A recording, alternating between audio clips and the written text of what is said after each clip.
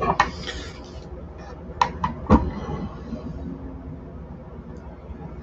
we're live. We're live. So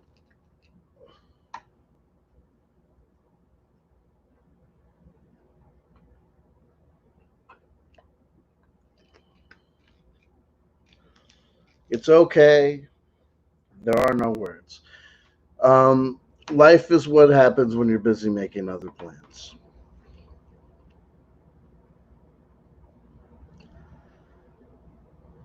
Leading on from yesterday's show, that was intended to be part one of a work in progress, a brainstorming session on our way towards formulating a simple articulation of a simple argument against the notion that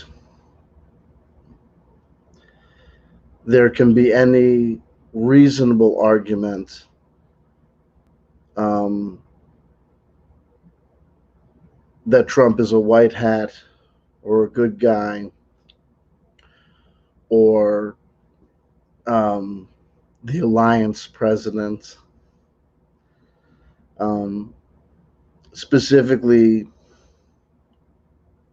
in regards to classical concepts and precepts of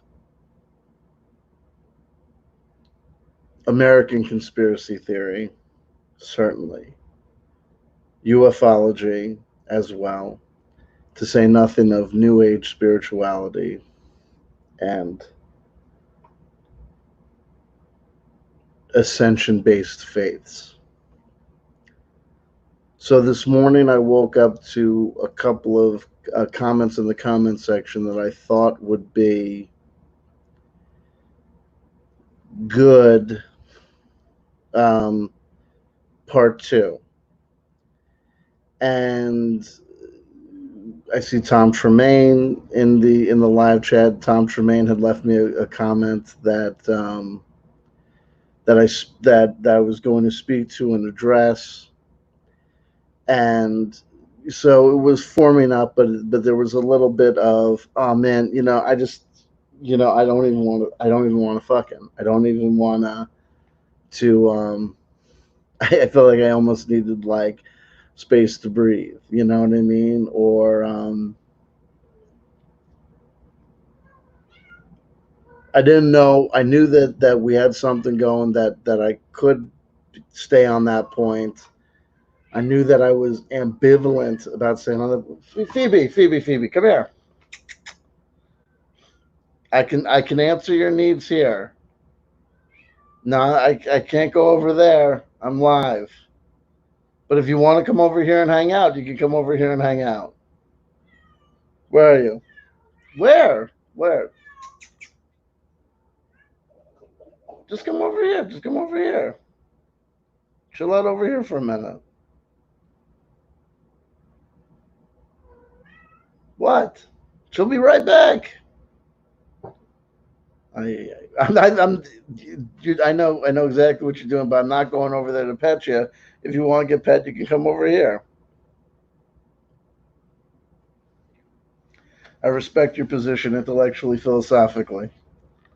I respect you, but I'm not coming over there to pet you. You can come over here if you need to be pet that bad. You can come over here. We can knock something down. I don't really care. Anyway, so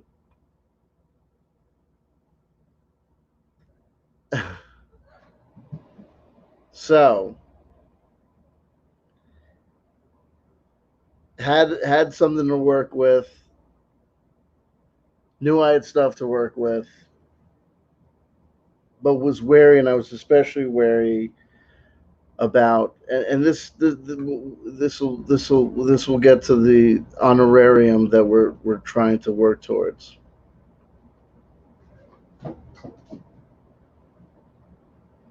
So I was thinking about that, about what I was going to do, what I was going to cover. This is already in the early morning. Begrudging the fact and resenting the fact that to do it right would require some more work. And then I got the news.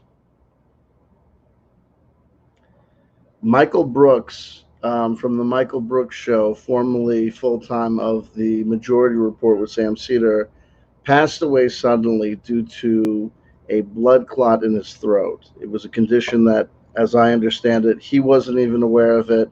It was one of these things. We can die as the result of prolonged illness. We can die as the result of old age. We can die as the result of sudden accident or happenstance. We can also just suddenly die. And that is apparently the fate that befell young Mr. Brooks, who passes us away almost 10 years my minor at the age of, I think, around 33, 34. And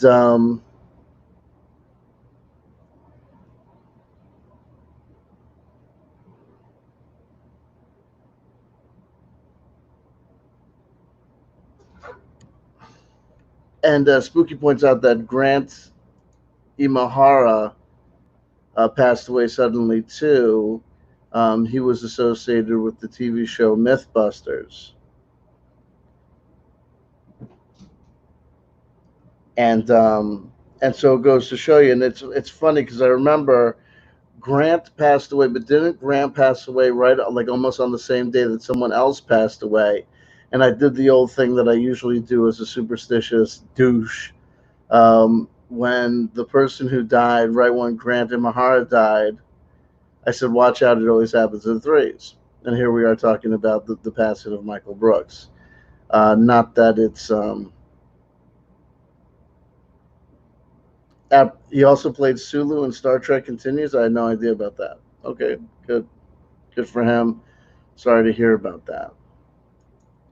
Well, sorry to hear about that. I had heard about that news. I will be honest; it didn't occur to me to do a memorial for him because I never watched MythBusters. Um, didn't not watch. Didn't I wasn't protesting it. I just never watched it. It wasn't my cup of tea. But anyway, back to the memorial at hand. Um, so Michael Brooks passes, and I have thoughts as a fan. I have thoughts as a fellow human being. I have thoughts about his passing. And then we also have thoughts when that occurs about passing in general, what it means what it means and what it feels like when someone passes young, um, what it means and what it feels when someone passes who, though you don't know, you come to feel that you know. Lloyd writes, R.I.P. Michael Brooks. He was my favorite YouTube commentator. Okay. So,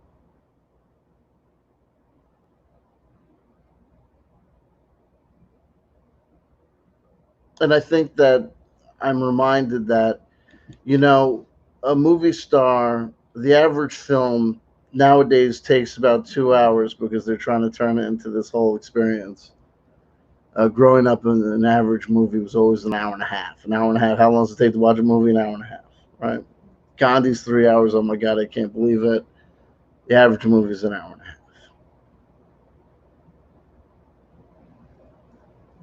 Average sitcom television show is 22 minutes when you take out the commercials, about 21, 22 episodes per season, right?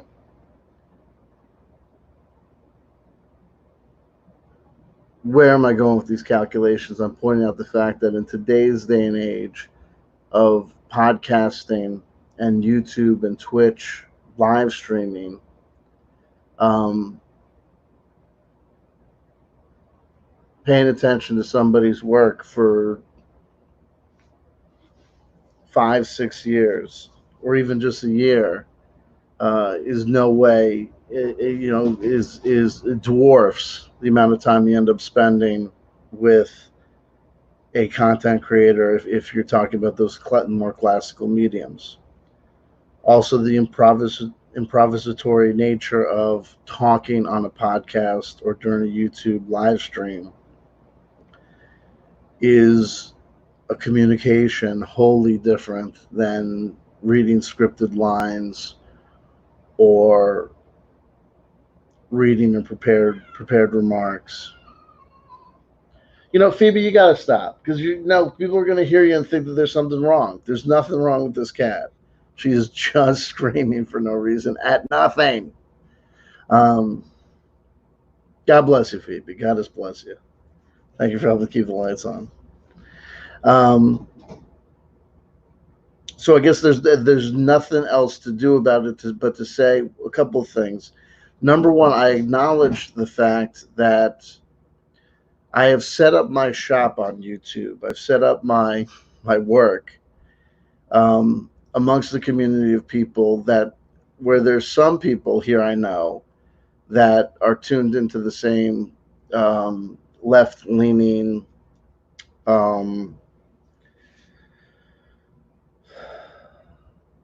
information sources or commentary sources that I'm plugged into. I know that there's a whole bunch of people who come to this channel on the regular who might very well be, who's Michael Brooks. I would invite you, number one, if this is not the show for you, hey, don't worry. Time turns, tides turn, and there'll be another show different for you to enjoy. But you're invited to stay because when we talk about the loss of anybody, even if it's not someone that we know, loss is a common human experience. So I dare say, even if you can't plug into the stories or the reminiscences about Michael Brooks that I may have, or people in the live chat may have, there's no doubt that there will be something here for you to understand and hopefully to get something out of. So Cosmo Crater commented in the live chat that he lost his cat a couple of days ago. Michael Brooks was not a cat. I don't want to avoid any confusion.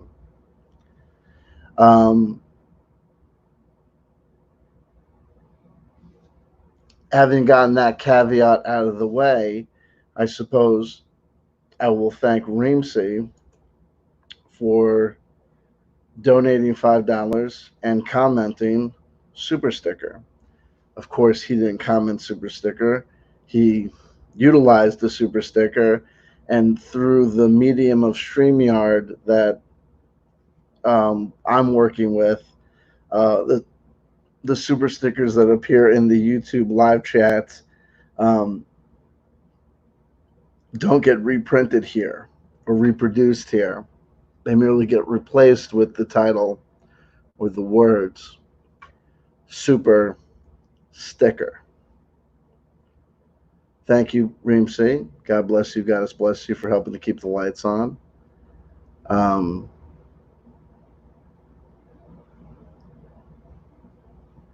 It really does matter a lot to me.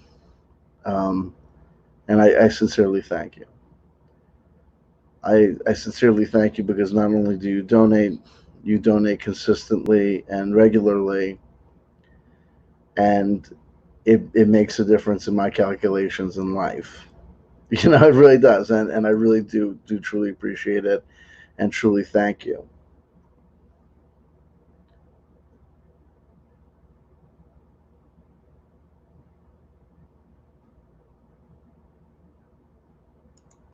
Gives you a corgi that looks like a cat. So now we have like translations for me for the hearing impaired. Nemotechnic says some of my best experiences with your show, CW, have been when you've introduced me to someone or something I previously know nothing about. Well, good, wonderful. Hopefully that counts. I don't know if you know about Michael Brooks, but hopefully that sentiment will work towards other people. So at this point, I'll tell you who Michael Brooks was. Michael Brooks, I discovered his work when, with his, I discovered him from his work with Sam Cedar on a YouTube channel called The Majority Report with Sam Cedar. I had been familiar with Sam Cedar's work because I was an avid listener to the short lived liberal progressive FM talk channel, political talk channel, radio station, Air America, um, that I think had its heyday um, in the early 2000s. I remember I used to listen to Air America all the time when driving, commuting to and from law school. I was living, just over the border in Orange County, New York, and my commute was about I guess about maybe about an hour each way, um, to to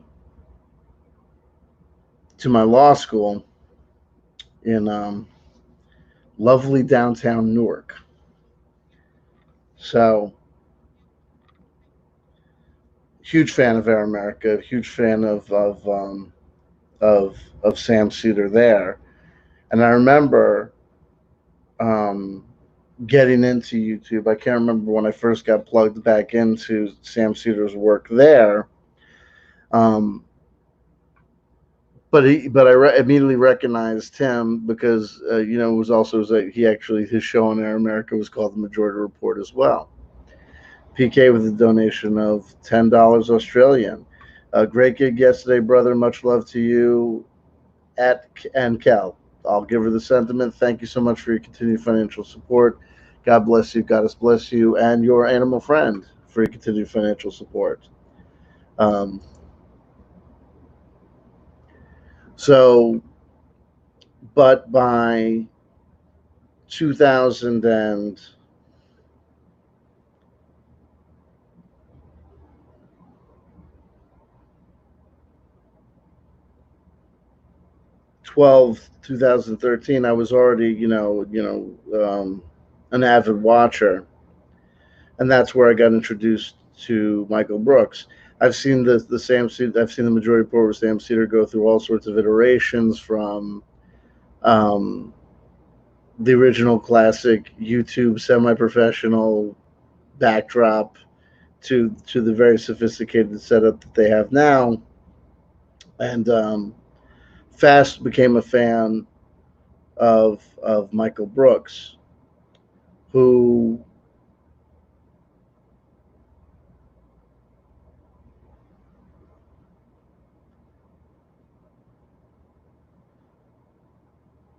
was not only very, very intelligent, not only very, very um,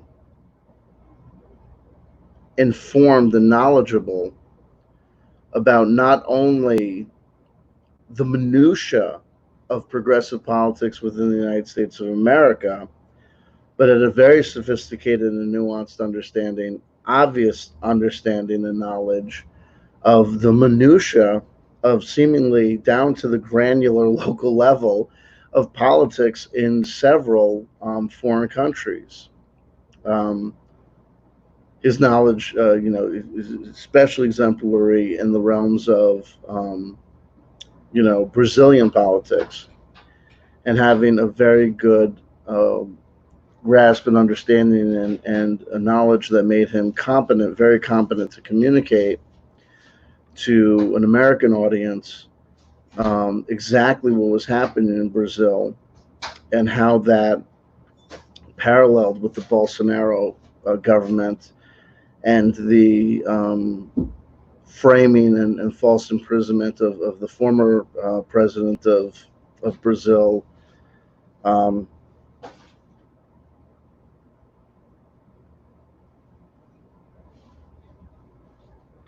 and not only was Lula, not only was he extremely intelligent and educated. And in addition to that, he was able to comprehend and obviously have a high command of American politics at the federal level, which a lot of us do. A lot of us are very plugged into when we consider ourselves plugged in and knowledgeable about politics.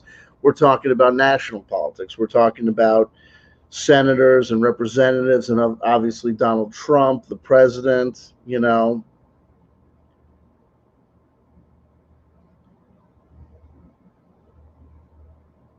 But Michael obviously had a high command, also knowledge of understanding. Like he would comment with obviously an informed opinion regarding local races, um, and that's not easy um, to keep to keep all of those moving pieces tracked, and to keep your scorecard on all those moving pieces updated on a regular basis. It takes a large commitment of time and mental resources to be that informed and to be that educated. Let's face it, Michael Brooks was not getting handed talking points by the writers like a news anchor um, on a major network or a major cable network was doing. But in addition to his intelligence and his education on these subjects, the motherfucker was hysterically funny. There was a book that came out in the mid 80s called Educating Ourselves to Death. And the theory and the premise of the book was, thanks to Mr. Rogers and thanks to Sesame Street and Carmen Sandiego, um, there was a problem because everyone expected learning to be fun, and that the entertainment value of education, the spoonful of sugar making the medicine go down, was a prerequisite. The theory and the thesis of this book being education is not supposed to be fun, you know what I mean? And we need to cut out the bullshit of the kids playing educational video games on the computer, the Apple IIc in school, and we need to get back to them, suffering.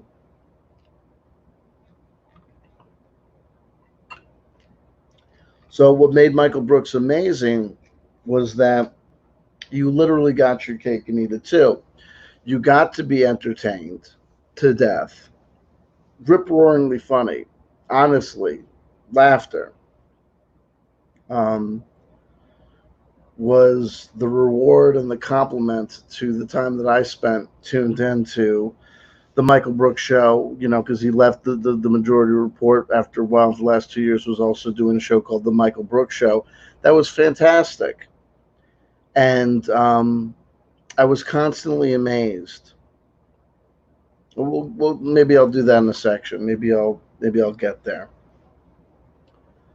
But the guy was hysterically funny. Had a gift for improv. Had a gift for impersonations. I'll tell you, and I'll concede that my use of impressions on this channel, on the CW Chanter channel,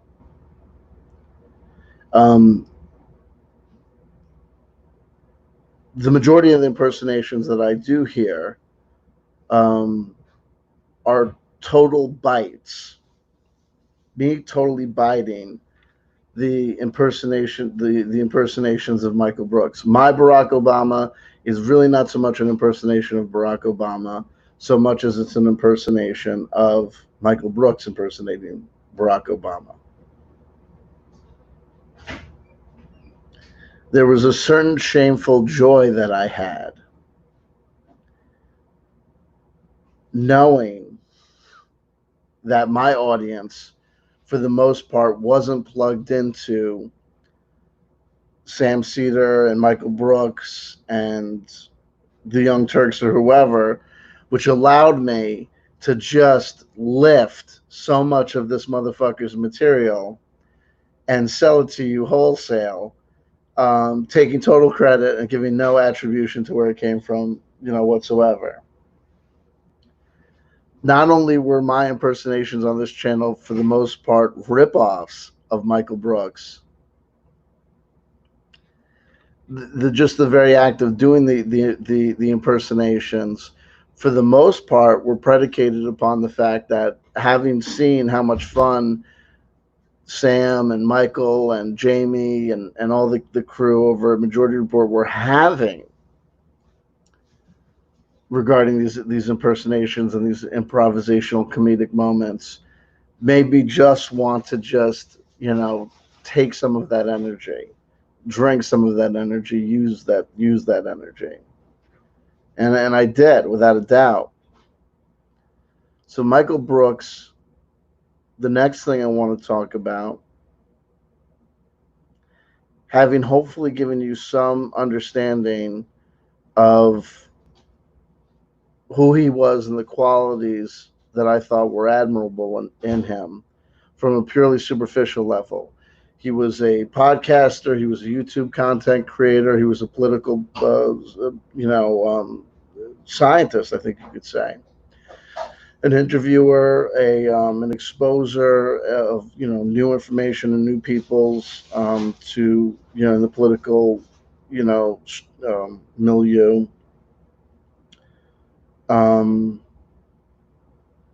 If I could get a little bit more personal for a moment,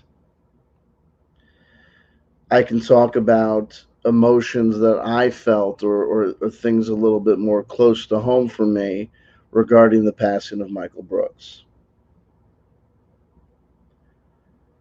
There have been times on this channel, because I'm interested, inherently more interested, especially nowadays, having covered the conspiracy theory and the New Age world for so long.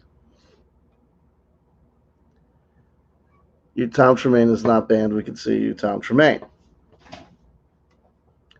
Tom Tremaine, am I banned? No. Michael Wilbert, what's up, CW? Not much. What's up with you, Michael?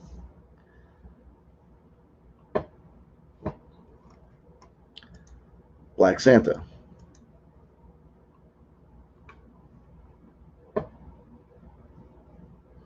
There were times, because I'm plugged in and very interested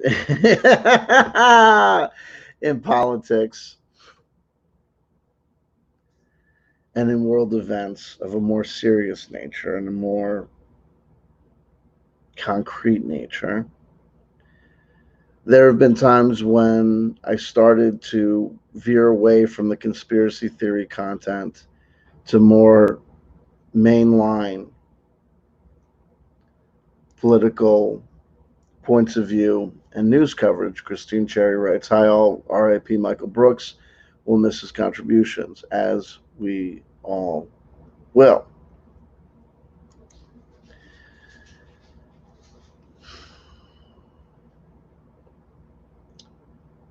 So the times that I would do that, I would walk away and I would say, what was the value of what I did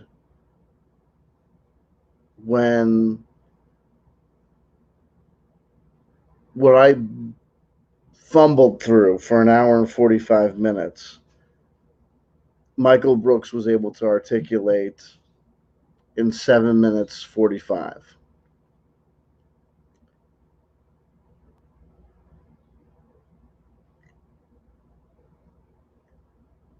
Also, I spoke about his level of education and his level of information that he brought to the table in regards to his coverage of these events and these affairs. And I would consistently find my coverage of these events and affairs lacking those same inherent qualities.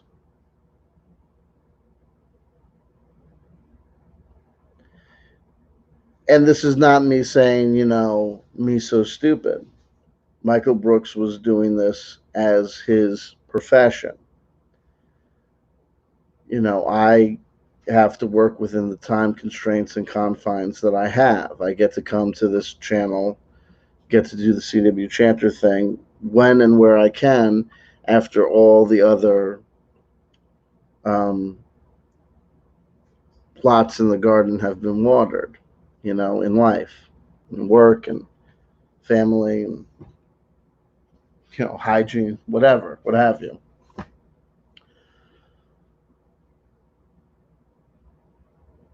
But the reasons for it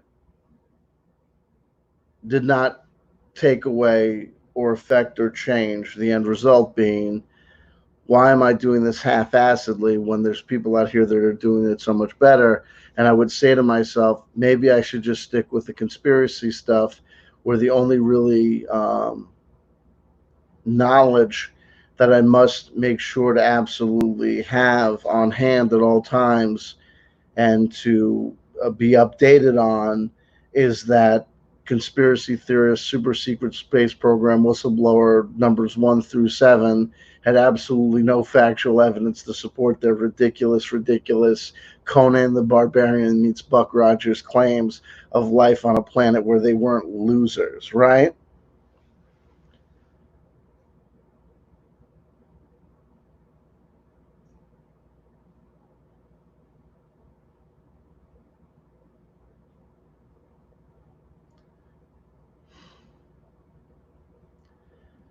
But I'll give this to Michael Brooks. He may have died. Here I am at 44, having 10 years more than Michael got before he passed today. And I don't want to count another man's stacks, but I will say kudos, hats off, and congratulations to Michael, because he was able to do so much in such a short span of time. He published a book. Came out on Zero Books. I'm going to look up the title. Unfortunately, I didn't keep notes with me.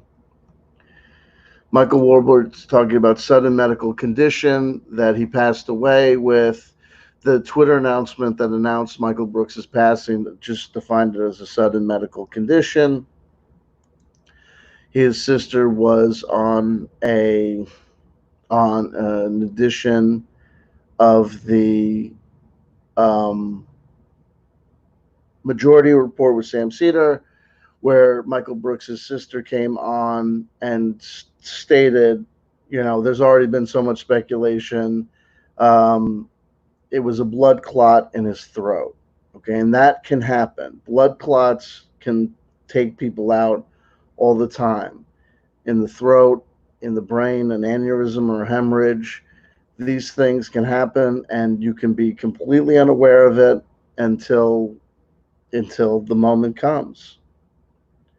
So there's clarification for you. Um,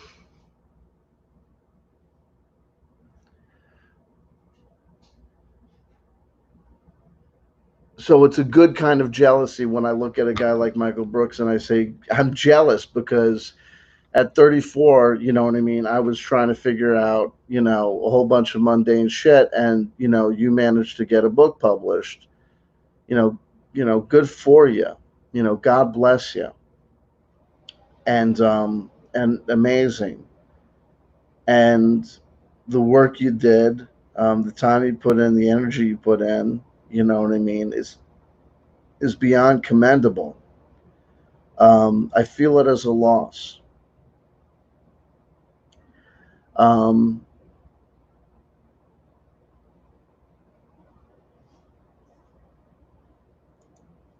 Postmark says, in the throat, oh, I'd like to think he died laughing. His laugh was gold. It absolutely was. It absolutely was. Um,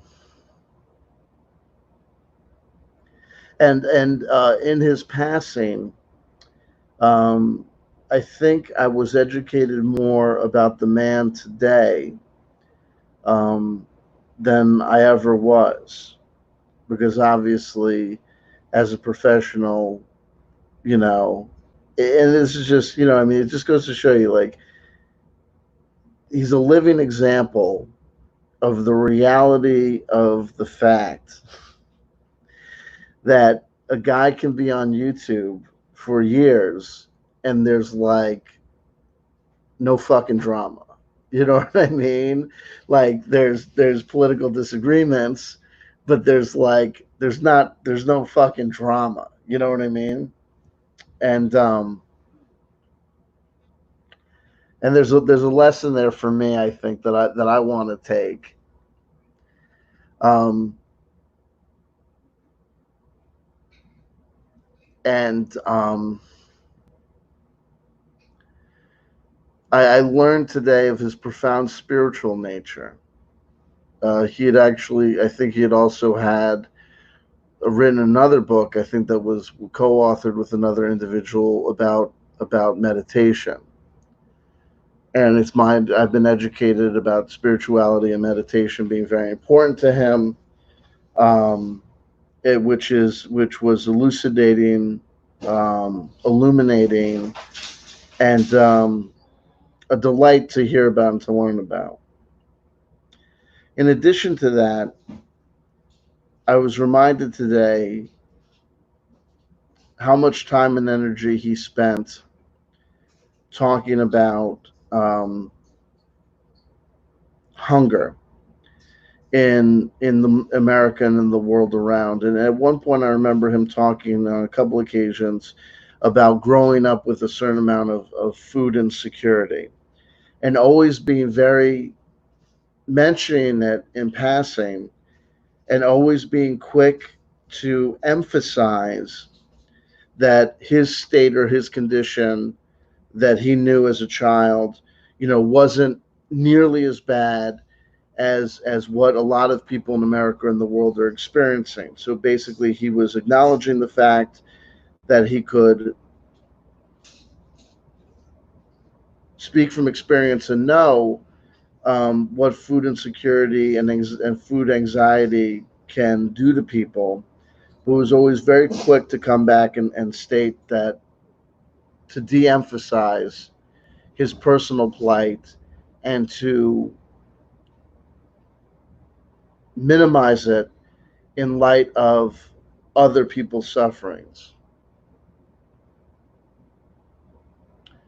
His sister being on the Majority Report today gave insight into just what Michael Brooks's background growing up was.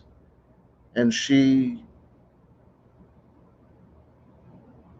testified that they grew up in abject poverty, on Section 8, on food stamps, on SNAP benefits, what have you.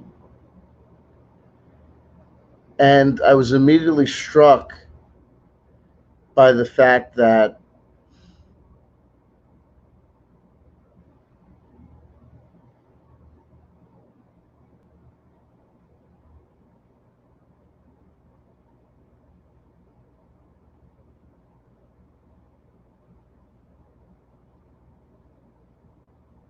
in a world where there's so many jackasses, and I'm tempted to name names, who complain and kvetch about and overemphasize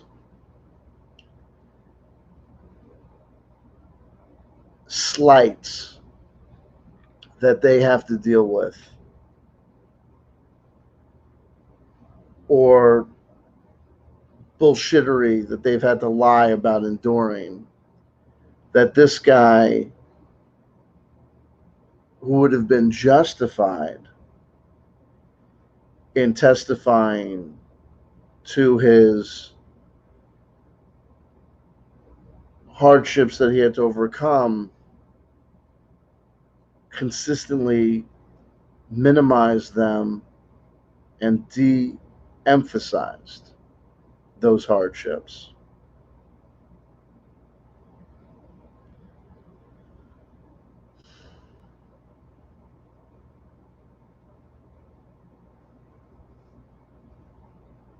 and not to abuse myself or to have a pity party.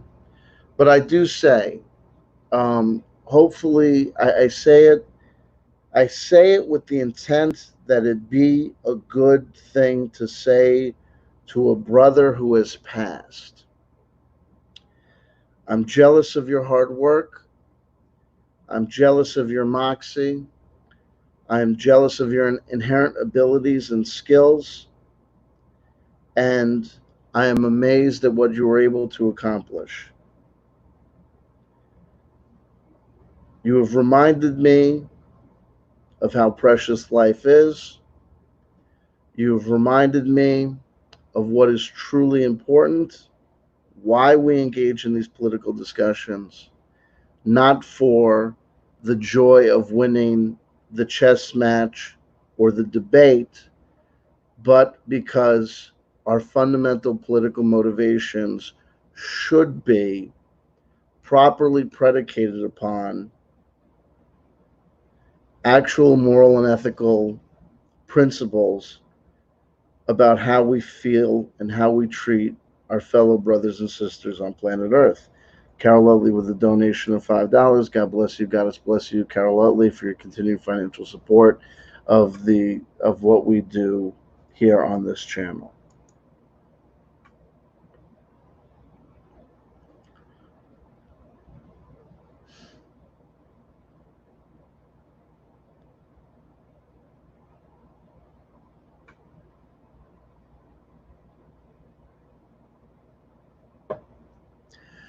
So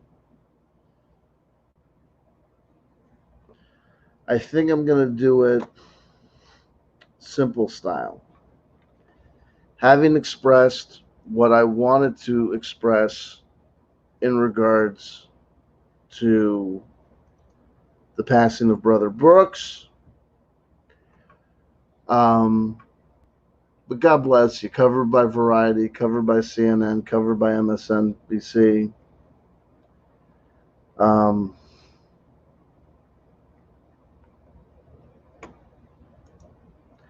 I just want to. I'm literally going to do something simplistic, but I think it makes sense in light of a memorial, which is simply I am going to go to the Wikipedia page for Michael Brooks. God bless you. Dying at this age, dying 10 years your senior, if I were to drop dead today, Lord knows I wouldn't have a Wikipedia page. You accomplished so much, good sir, in your time on planet Earth. Leo Marvin, we cannot let Michael's work die. We can go forward and nothing less than economic and racial justice will be accepted.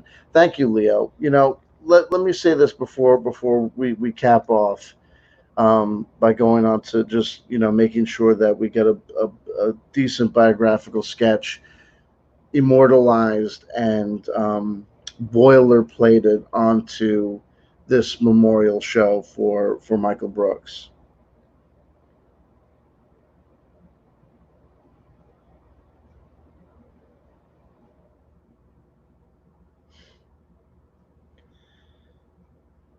Building off of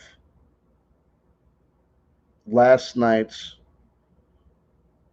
concepts and ideas where we were talking about the unfortunate lionization and support that Trump receives from certain misguided elements within our community.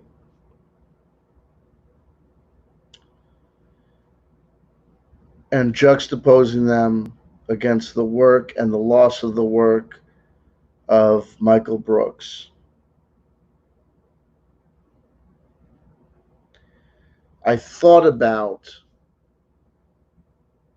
when deaths move us, we can take that momentum of movement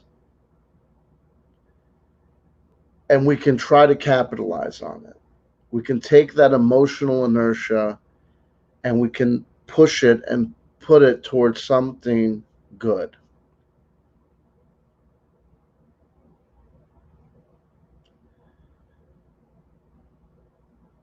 people who know me and know my channel know that if I make a prediction about future behavior of myself or future concepts or stories to be covered, I oftentimes fall flat. It is almost the curse of death.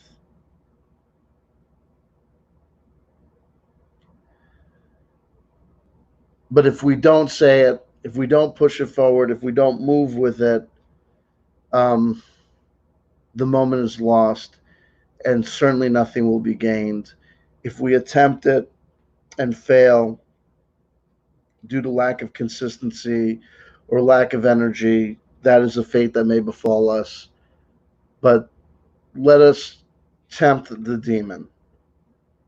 Let us risk the loss um, by running the race and by making the attempt. So, where am I going with this?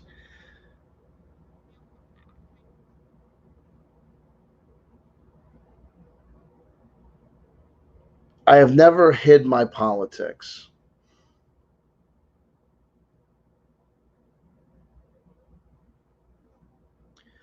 but I intend to redouble my efforts.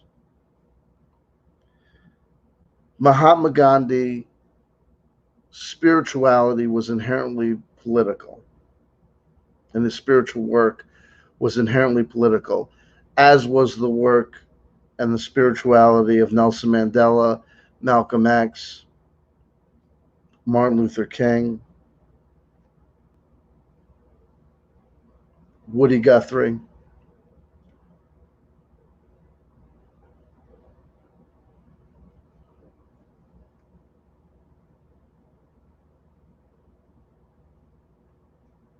The Quakers, the Unitarians, Harvey Milk.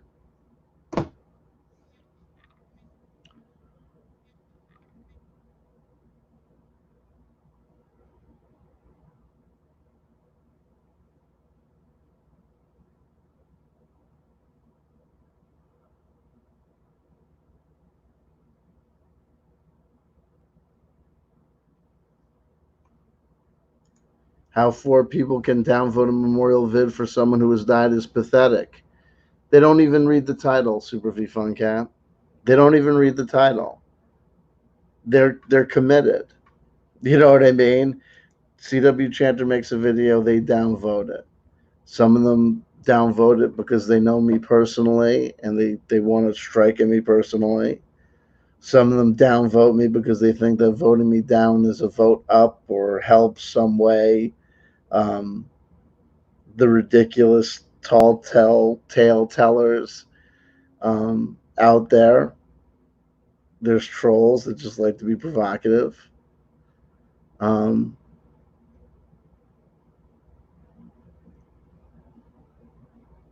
and and who knows? And who it doesn't matter. The funny thing about downvotes on YouTube, this is my understanding, I could be incorrect. But my understanding of downvotes on YouTube is that YouTube regards them pretty much the same way that they regard upvotes, is that it's interaction. You know, YouTube and the machine language behind YouTube in regards to these uploads, in regards to this content, all the content, the silly cat videos, the neo Nazis reciting the 14 words, the whole schnoodle is what do people want to see? How do we figure out how to get the content to people who want to see it, so that we can encourage people to spend more time on this chat on this website, YouTube, so that we can bring numbers to prospective advertisers and sell good avenue and ad revenue, make good ad revenue. Um, so it is what it is. But you could always thumb it up. You know what I mean? You could always thumbs it up. So there is a deep culture and reservoir of direct political action and direct political involvement from the esoteric spiritual community going back to the friggin' 1600s. I think that many on the left of progressive political bent have conceded too much ground to the religious zealots in the community, which has led to this problem of the lionization of Trump. And what do I mean by that? People who react and act from a new age spiritual perspective in a way that is directly analogous and akin to evangelical Christians reading the book of Revelation on the left hand and, US News and World Reports on the right hand, looking for correlations and confirmations.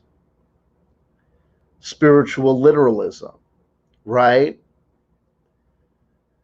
Ascension means this, and we can see it happening like that, directly in the exact same way as people in the evangelical community, radicalized evangelicals, talk about the rapture, with the exact same analogous disconnect between the morals and the ethics that drive the narrative of Christ, as well as on the New Age community being driven to proclaim the existence of an alliance president in the form of Donald Trump, being equally divorced from any sort of moral or ethical code contained within the Bhagavad Gita, the teachings of Buddha, or the Aquarian Gospel of Jesus the Christ, or A Course in Miracles, or the Urantia book.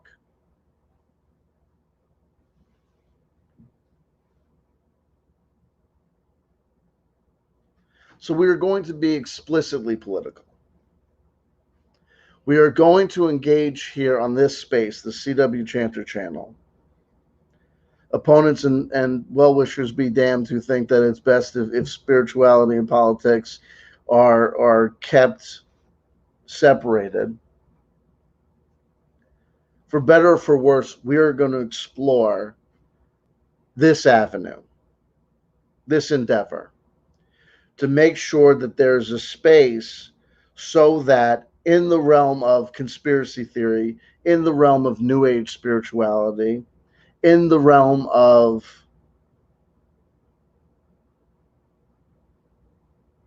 ufology, what have you, that there is a space for the progressive left.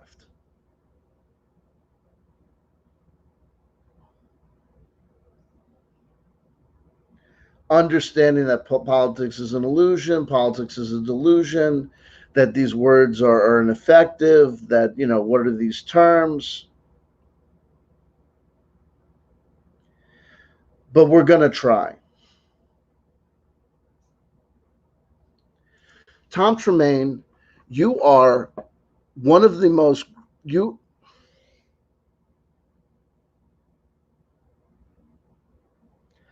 Tom, I love you, and it seems apparent to me that that we're at the beginning of our journey together. Who in the UFO community endorses Trump? Can you be more candid, CW? Is it Carrie C?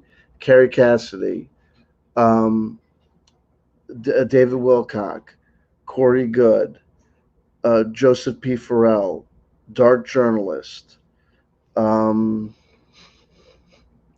There's a million of them. Alex Jones, you know what I mean? A ton, yeah, a ton, bro, a ton. So there I am, more explicit for you.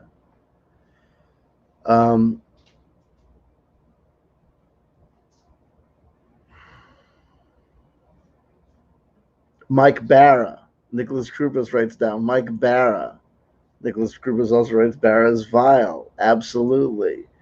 Dark journalist did an interview with Roger Stone that I haven't had the stomach to watch yet. You don't have to watch it. Christine, I did a full analysis of it. So if you don't want to watch it, you could just watch my analysis of it.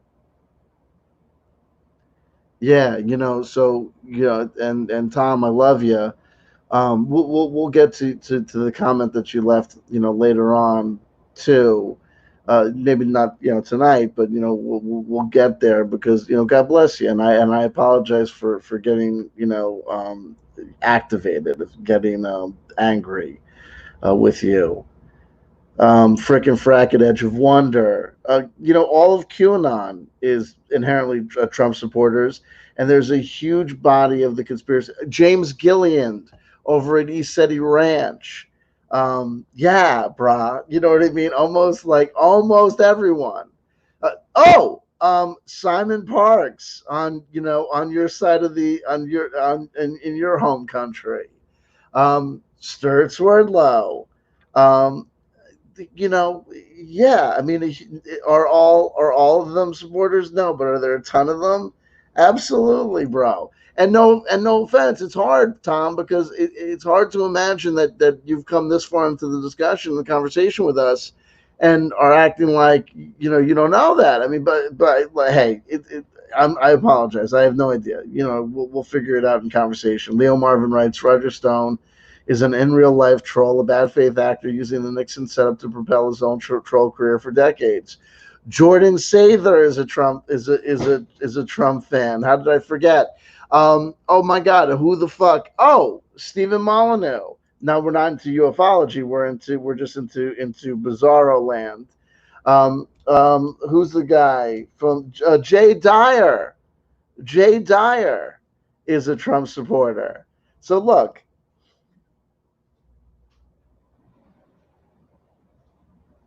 Tom Tremaine says I can watch stuff now. It's all people I don't know. I've noted them. Thank you. Well, thank you. So I'm happy. I'm happy to have been of assistance. I'm happy to have been of assistance. Um, so I'm going to make a political statement here, okay, regarding my left-leaning worldview, and explain to people that just because there's been increased polarization in world politics doesn't mean that polarization is entirely the problem. And we need to understand that polarization is not just the manifestation of increased media exposure or volatile behavior by competing television news networks. No, no, no, no. It's because the problems are becoming so pronounced that the moral and ethical divide is becoming so pronounced. The difference between supporting Donald Trump or opposing Donald Trump is not just a question of whether or not you think the garbage should be picked up on the weekends or on alternating Mondays and Tuesdays. It's not a question of whether or not,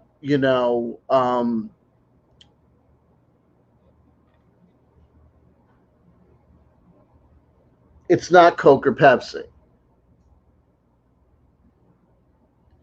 The moral and ethical considerations at play on an environmental standpoint, on a humanitarian standpoint,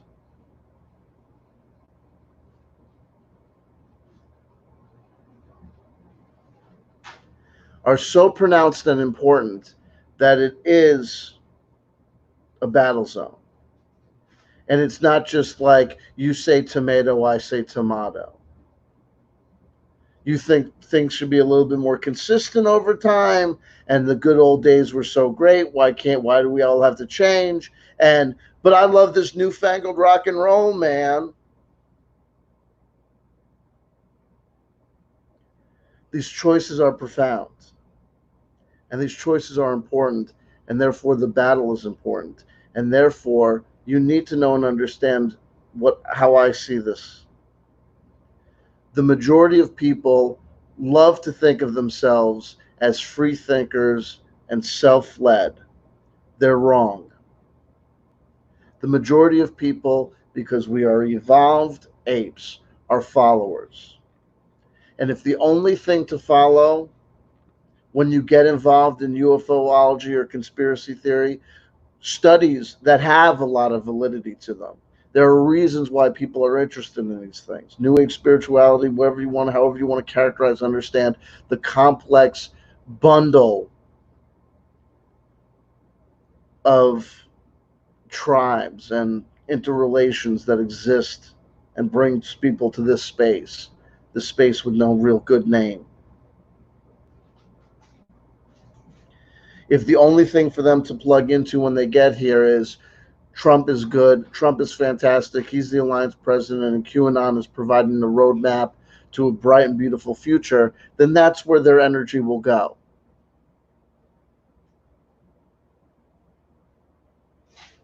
So we're going to keep our politics in full view, and we're going to invite debate and discussion about them so that people may be exposed, if only to the simple knowledge that an alternative view exists within the confines of this internal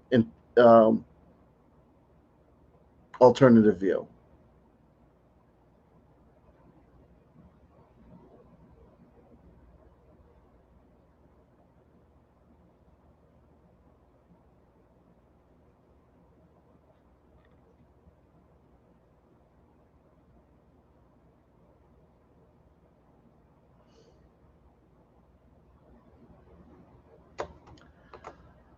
I'm going to return to the Michael Brooks Wikipedia page, just run through it. Then I'm going to come back to the live chat. We'll spend some time in the description box below where I normally have the links to my Patreon, my other YouTube channels, and the YouTube channel of my erstwhile compatriot, lover, and friend, Kelly Farmer of Explaining Esoterica. Say hello.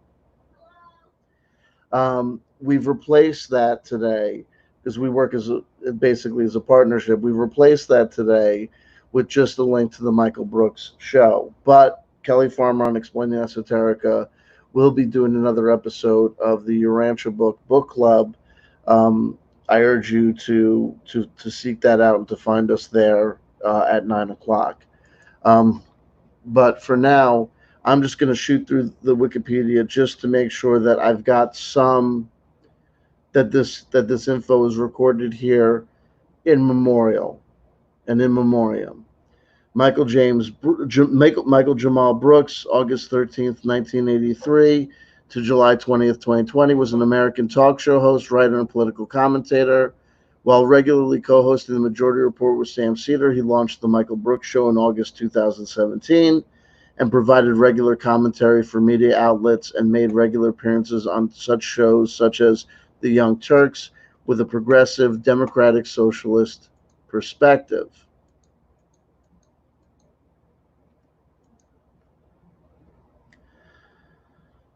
I'm going to skip over his early life and education, only noting that he studied European and Turkish security studies at Middle East Technical University in Ankara, Turkey, and graduated with a Bachelor of Arts in Political Science from Bates College in 2009. Began his career in comedy and meditation, founding the Valley Arts Project and coaching seminars at Sati Solutions. He co-authored a meditation guide, The Buddha's Playbook, with Josh Summers in 2011. His early journalism and hosting work included his contributions to Civic Actions, Talking Points Memo, and The David Pakman Show. In 2012, Brooks began working in the Majority Report with Sam Seder.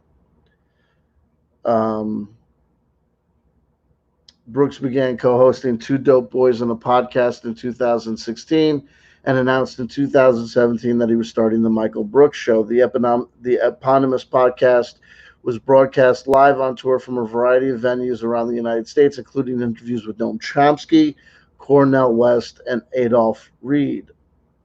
2019, Brooks argued that Turkey's response to the Syrian civil war under Erdogan was partly an effort to erase Kurdish culture in northern Syria.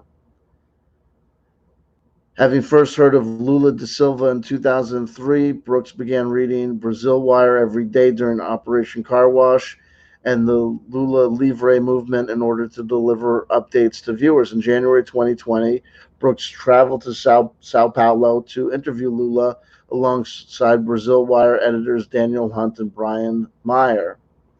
Brooks also wrote the foreword to Year of Lead, a 2018 documenting the rise of Jair Bolsonaro. From April 2020 until his death, Brooks had been co-hosting a podcast called Weekends with Anna Kashparian and Michael Brooks, a collaboration with Jacobin. At the time of his death, Jacobin was planning to launch a second weekday webcast, The Jacobin Show, with Brooks as host. Brooks contributed to various publications, including HuffPost, The Washington Post, Al Jazeera, In These Times, Good World View, uh, El Monitor, and Open Democracy. He appeared on various networks and shows around the world, such as The Young Turks, HuffPost Live, Al Jazeera English, France 24, CCTV, and Hear the Burn, the Bernie Sanders 2020 Presidential Campaign podcast. Against the Web. On April 24th, 2020, Brooks's book, Against the Web, A Cosmopolitan Answer to the New Right, was published by Zero Books. The book is a critique of the popular figures associated with the intellectual dark web.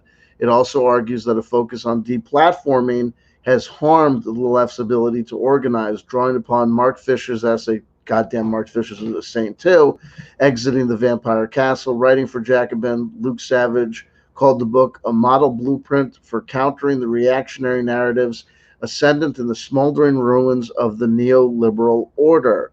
In his review for Unheard, James Bloodworth called the book the most substantial critique of the IDW and its brand of classical liberalism to date. On July 20th, 2020, Brooks died unexpectedly at the age of 36. His death was announced via a press statement, which cites his cause of death as a sudden medical condition. The cause of death was later revealed on the Majority Report, so they're updating this Wikipedia as we speak. The cause of death was later revealed on the Majority Report by Brooks's sister to be a thrombosis in Brooks's neck. The statement indicated that a foundation dedicated to his work would be forthcoming. Tributes were paid to Brooks by his Majority Report and Michael Brooks Show colleagues, as well as a range of political commentators from other platforms, including Max Blumenthal. I'm just going to read what I think are highlights. Max Blumenthal, Anthony Fantano, Brianna Joy Gray, Glenn Greenwald, Chris Hayes, Owen Jones, Ben Mankiewicz, Abby Martin, Vijay Prashad, Mark Prisner, Nathan J. Robinson, Jane Sanders, Michael Schur, David Schuster, David Sirota, Cenk Uygur, Anna Kasparian, and Cornel West, as well as Los Angeles Chargers players Justin Jackson and 2020 presidential candidate Marianne Williamson.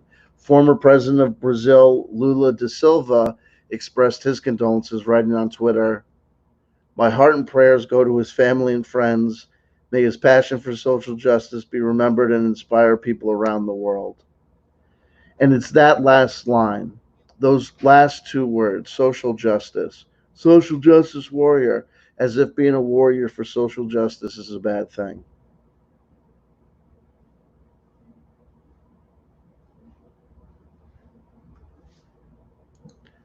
Leo Marvin says, Michael introduced me to Richard Wolff and Zizek. Absolutely. Absolutely. So what I would encourage you to do, so normally what we do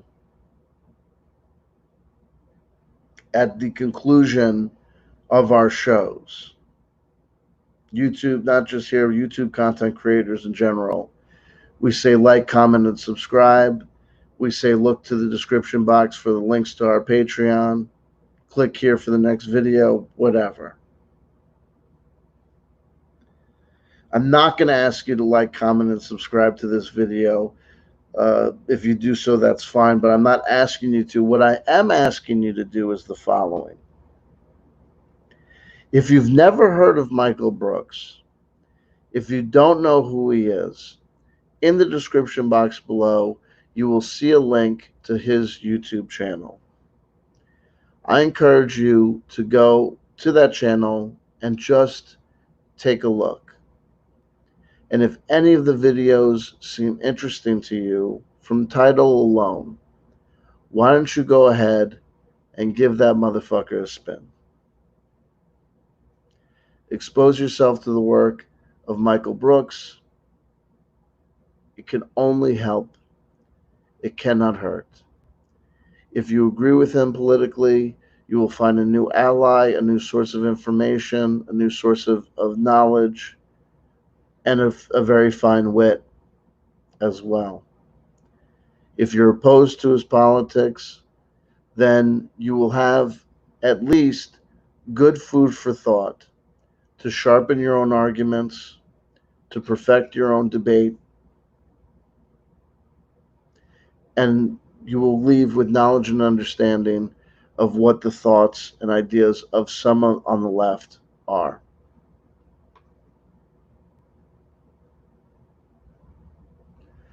Let us take some time. It's about 8:15. Kelly Farmer goes on at 9. Our broadcast has been about an hour and 10 minutes. So I'll take about 10 or 15 minutes or so if it seems that it's something that people want to do, to look to the live chat. If you've made comments in the live chat earlier at a point in time when I was talking, rest assured I didn't see the comment. You can feel free to put it back in as I'm looking at the live chat now. If people don't feel the need to take advantage of this opportunity for question and answers or feedback and response, then we'll simply bring the YouTube video to a close and we will move on to the next part of our lives, the next chapter.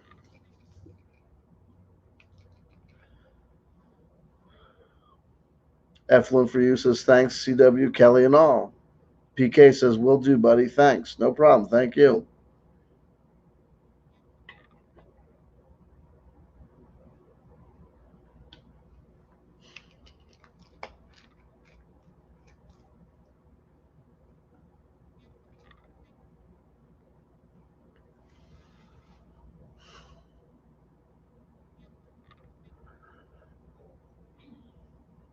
And while I'm waiting for the YouTube comments to live chat to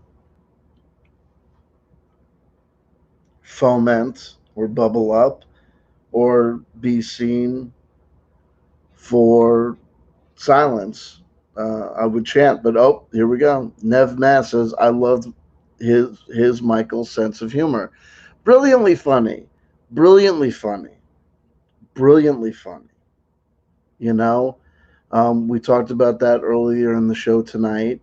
A rare combination, both informed, educated, right, knowledgeable, and able to communicate all of that knowledge, that often very complex knowledge, that very complex and nuanced political sentiments and thoughts and ideas that needed to be parsed out and really explained, all while doing it while oftentimes being absolutely hysterical.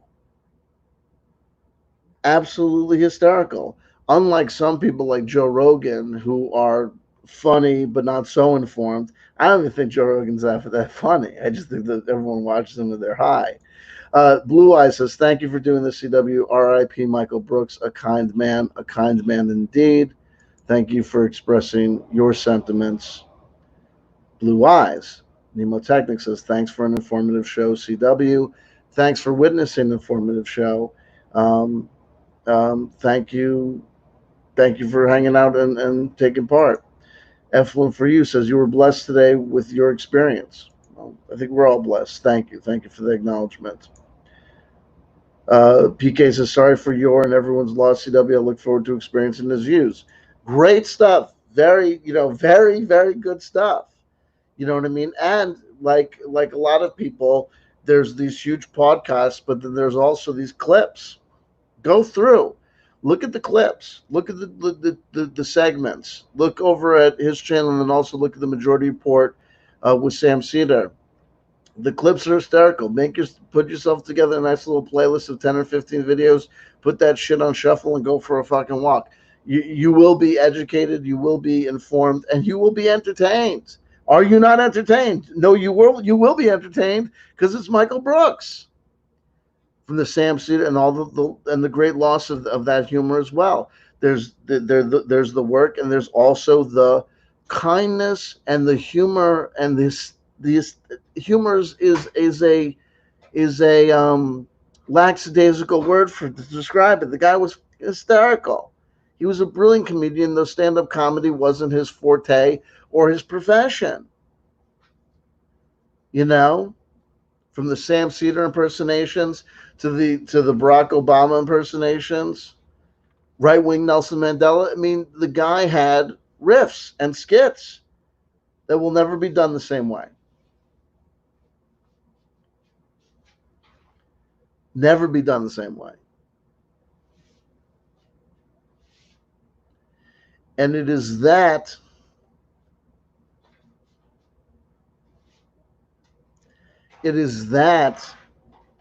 which makes the whole podcasting experience happen. That's what makes this art form, this live streaming art form, different than just talk radio, different than reading the news. It's what solidifies this knowledge into the communal experience of the knowledge and information, and the experiencing of people laughing, even if they're laughing at the hysterically tragic, like the ramifications of Trump, or the foibles of Dave Rubin, or Ted Cruz, or Alex Jones, or Michael Schumer, or Chuck Schumer. I'm sorry, Chuck Schumer, Michael Schumer.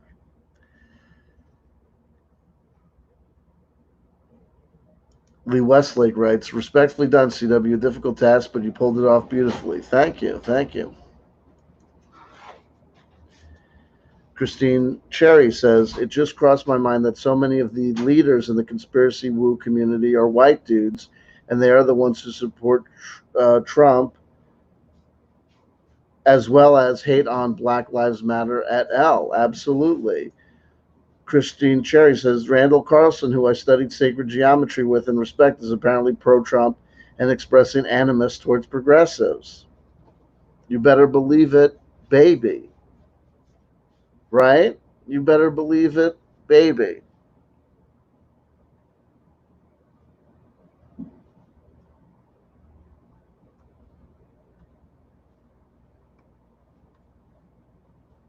I'm going to go backward just to make sure I didn't miss anything.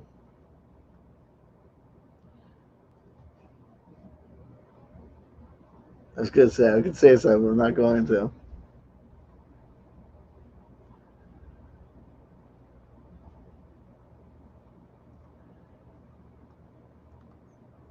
Oh, there's new comments. Let me go now. Tom Tremaine says, American culture is very convoluted, is all I can say. But you've identified yourself as a Lyman. You've identified yourself as a Brit. Brexit, you don't think that your culture is equally as convoluted as ours is? Do you think that your culture is a smooth, easy ride to understand and walk through?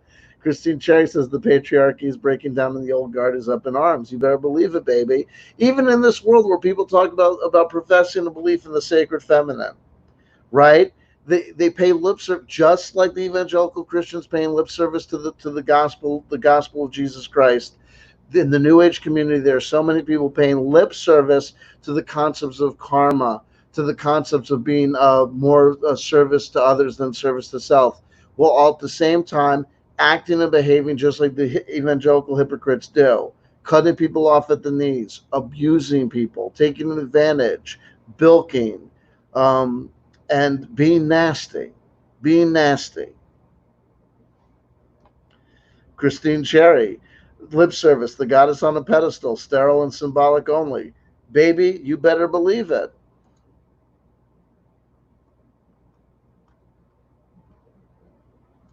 She also writes, I break pedestals. That's okay. That's okay. You know what I mean? The secret is to look where you're going. Nemotechnic says, breaking news. Twitter bans 7,000 QAnon accounts, limits 150,000 others as part of broad crackdown. And that's complicated. And that is complicated. Okay? Super V Funkhead writes, refusing to wear masks, service to others, lol. How about this? Refusing to wear masks because that's an imposition upon your sacred self, your sovereignty, but at the same time turning a blind eye to secret police, gathering people up on the streets. The federal government literally admitting to sending cadres of undeputized troops to urban areas to gather up protesters. And not so subtly about it, Trump emphasizing the fact that once we did that, they started behaving differently. Oh, when you crack down on people's freedom of speech and ability to, and constitutionally protected ability to freely associate and gather, that's wonderful. Trump is a dictator in training. He's got fascistic ideals running through his system. To oppose Trump is to oppose fascism. To endorse Trump is to endorse fascism. I will debate anybody with a comparable number of YouTube subscribers that I have on that point. Why do I keep it at that limit? Don't am I being elitist? No. It's because if I open it up to everyone, I'm not going to spend the rest of my life going back and forth in the comment section with every Tom, Dick, and Harry, or giving a platform to every jackass out there. But if Jay Dyer, if Dr. Joseph P. Farrell, if any of these people want to debate me, they can.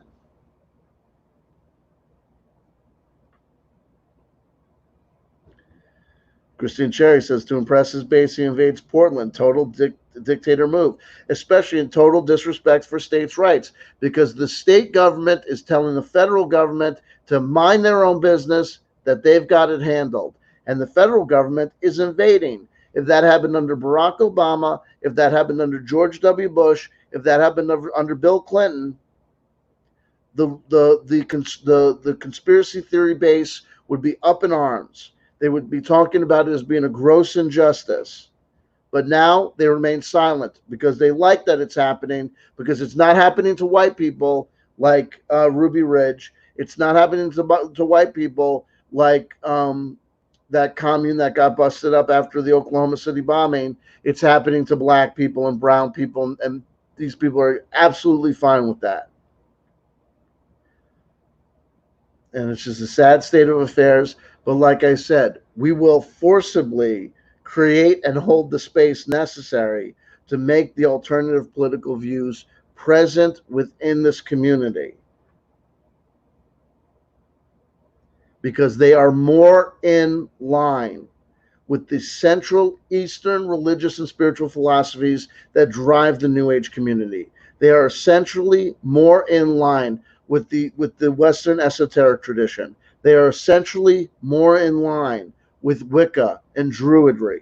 They are essentially more in line with ascension protocols and the teachings of the Orion Council and the Urantia book and A Course in Miracles, etc., etc., etc.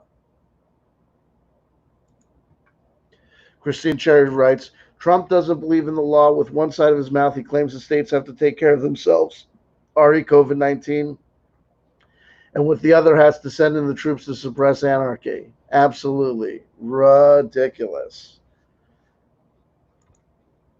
Waco. Neo says Waco. Yes, Waco, where the federal government under Bill Clinton and Attorney General Janet Reno made a hodgepodge and a fuckwit of a serving of a warrant, resulting in mass casualties, including the deaths of several children.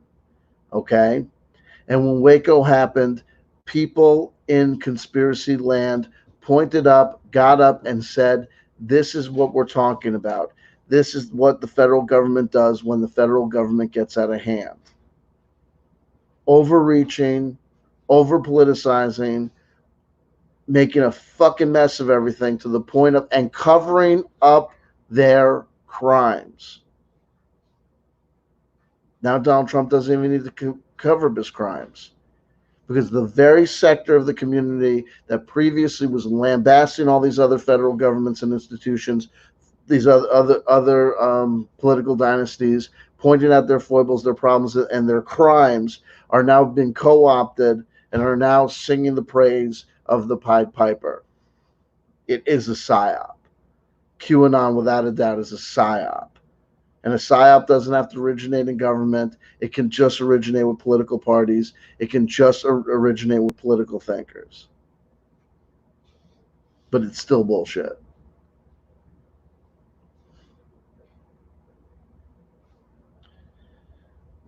Nev Mass says, from memory, I think there are 40 QAnon supporters running for office this November. It's the same thing that happened with the Tea Party. The Republicans got exactly what they wanted. They wanted to work with the Southern solution. They wanted to predicate and everything upon exploiting people's racial prejudices, cultural prejudices. They want to work that angle, and the birds have come home to roost. It's a repeat, worse than what they experienced with the so-called Tea Party. Remember the Tea Party? Thanks to Tea Party Republicans, mainstream Republicans said, "Fuck, we can't do anything at all anymore." Because after years and years and years of encouraging the most rabid aspects of our base, the most racist, the most ill-informed aspects of our community, now this community has come forward and bringing forth new leaders that we exactly told them we were working to create. And the QAnon people, when they get into office, forget about it. Then you'll have members of the legislative branch thinking that there's some sort of spiritual holy commandment making the current head of the executive branch sacrosanct. That is a violation of the separation of powers. That defeats the purpose of the system that we have with checks and balances, ensuring that no one aspect of the government gets so large and so out of hand.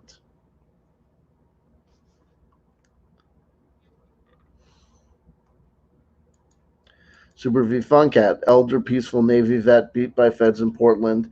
His testimony is compelling. I've seen that story out there. Lee Westlake says UK left the EU due to Eastern European bigotry. Trump was elected with comparable intent. Both parties are certainly weaker for it. Yes. And when we make mistakes at that level of play, when the financial implications of Brexit finally start reaching the shores of your country, watch out. It is going to be a shit show. You wanted Boris Johnson, you want Donald Trump, you're going to get what you asked for, but you're not going to get just what you asked for. Your kids are going to get what you asked for, but it's not even what you asked for because you didn't ask for what they actually are, because you didn't pay attention to who and what they were. You paid attention to the rhetoric, the lies, and the theories. With the truth right out there in your face, people are listening to make-believe stories about Donald Trump when the reality of Donald Trump is staring them in the face. Christine Cherry again writes, I dare say the majority of GOP leadership don't have sufficient imaginative power to come up with a strategy, so they co-opt any right-leaning movement for the most energy. There you go, but watch out. When you join the gang, all of a sudden, they start to ask you to do things.